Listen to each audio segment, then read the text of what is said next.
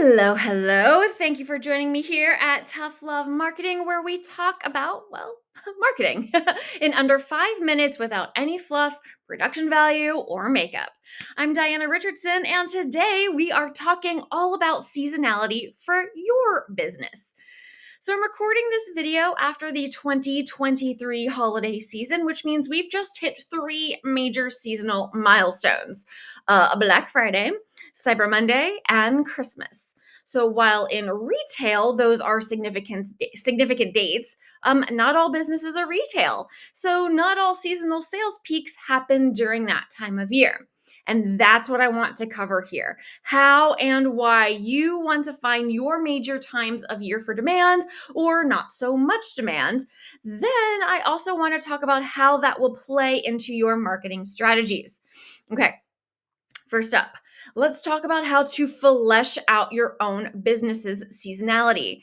Again, this may not revolve around major holidays or even the natural seasons. So here's what you're going to do. You're going to take 2 years worth of data and plot it on a graph. I want each month's total sales, total leads, and total phone calls plotted on a graph, month by month. It should look like the example you're seeing in my background right now.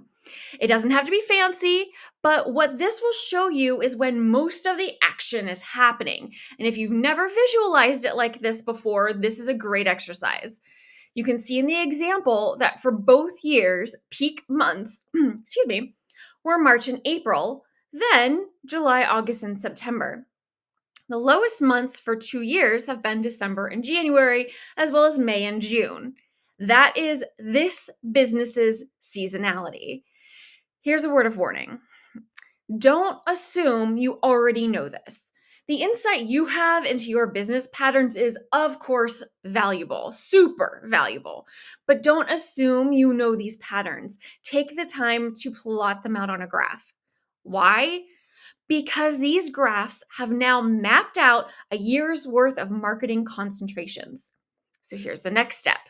You're going to work with either your in-house marketing person or your team, if you're lucky, or the marketing agency that you're working with, and plan your marketing efforts around these peaks and valleys.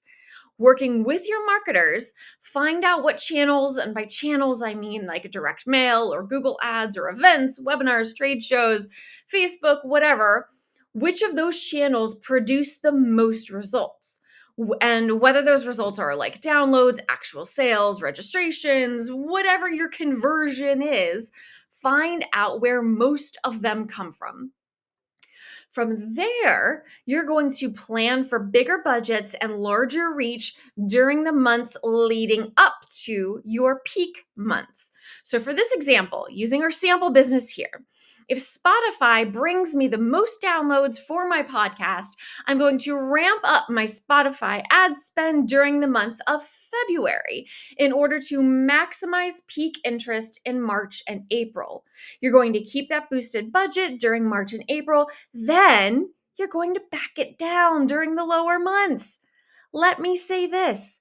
It's okay to have low months. It's perfectly normal.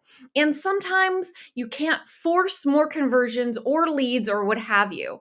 So for this experiment, and yes, most marketing is experimenting, we're going to maximize our peak months and back off during the lows. That's how we plot our own business's seasonality and use that to plan our marketing campaigns. Tell me in the comments how you do it, the pros and cons of your methods, and I really want you to do your homework. Tell me how it goes. That's it. That's all I got for you for today, and I will see you next time.